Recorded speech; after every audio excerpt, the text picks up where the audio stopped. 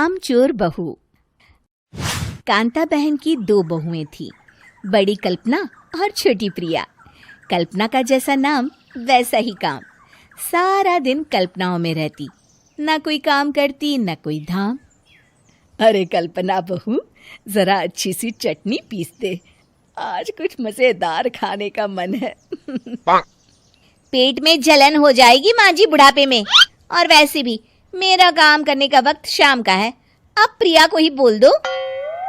इतना कहकर कल्पना वहां से चली जाती है। कांता कल्पना के ऐसे रवैये से काफी परेशान रहती हैं। मैं बना देती हूँ माँ चटनी, ऐसा बोलकर प्रिया माँ को चटनी बनाकर प्लेट में खाने को देती है कि तभी वहां कल्पना आ जाती है। अरे वाह चटनी, जरा चक्कर तो देखूं, बड़े दिन हो गए। अरे नहीं बहू, तू तो रहने ही दे चटनी खाना, पेट में जलन हो जाएगी।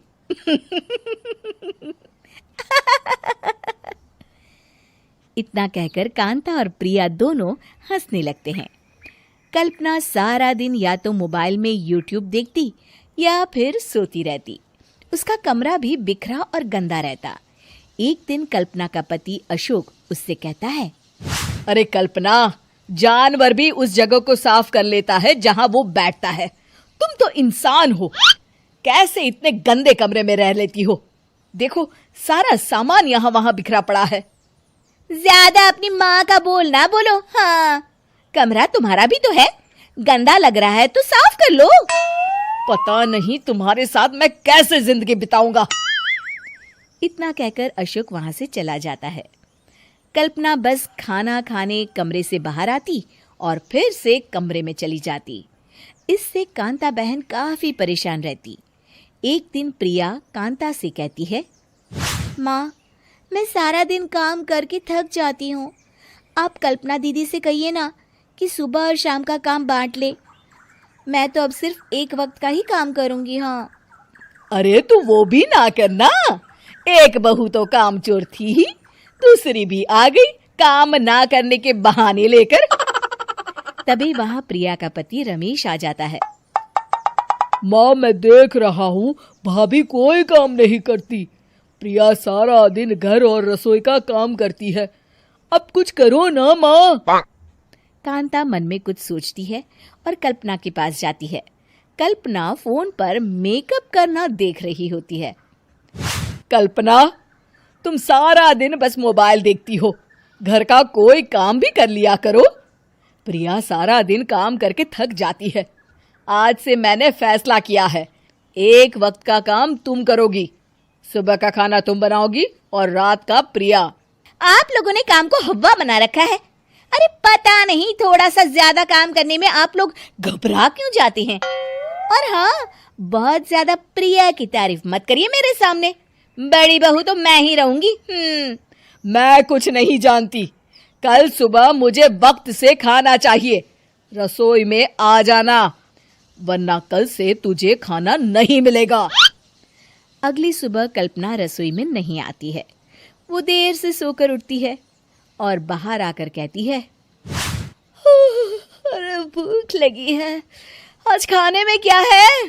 इतनी देर हो गई, आज किसी ने मुझे उठाया भी नहीं, पता नहीं कहाँ है सब। कल्पना को घर में कोई नहीं दिखता। वो रसोई की तरफ जाती है जहां बड़ा सा ताला लगा होता है। अरे रसोई में ताला? ओ, मैं तो भूल ही गई थी, माँ ने आज से सुबह का खाना मुझे बनाने को कहा था। हे भगवान, इतने लोगों का खाना बनाना क्या आसान है? तभी घर के सारे सदस्य बाहर से वापस आते हैं। वाह माँ जी, मजा आ गया छोले भटूरे खाकर। मेरे मुंह में तो अभी भी स्वाद आ रहा है। अरे कल्पना, तेरे भरोसे रहते तो हम तो भूखे ही रह जाते। कल्पना को बहुत गुस्सा आ जाता है। अब बहुत हो गया, आज से मैं अपनी रसोई अलग कर रही हूँ, मैं अपना खाना खुद बना लिया करूंगी। कल्पना अपनी रसोई अलग कर लेती है, पर आए दिन उसका देर से उठना और काम न करने की आदत से वो भूखी ही रह जाती थी। उसी के सामने घर के लोग अच्छे अच्छे पकवान खाते और कामचोर कल्पना को जैसे तैसे ही खाना बनाकर खाना पड़ता। पर एक दिन तो हद ही हो गई। माँ, दीदी आज सुबह से कमरे से बाहर नहीं निकली, हमें जाकर देखना चाहिए। सो रही होगी कामचोर कहीं की, पर तुम कहती हो तो चलो देख लेते हैं उसे। कल्पना कमरे में पेट पकड़कर बैठी होती है। हाय मेरा दर्द, पेट दर्द के मारे मर रही हूं मैं।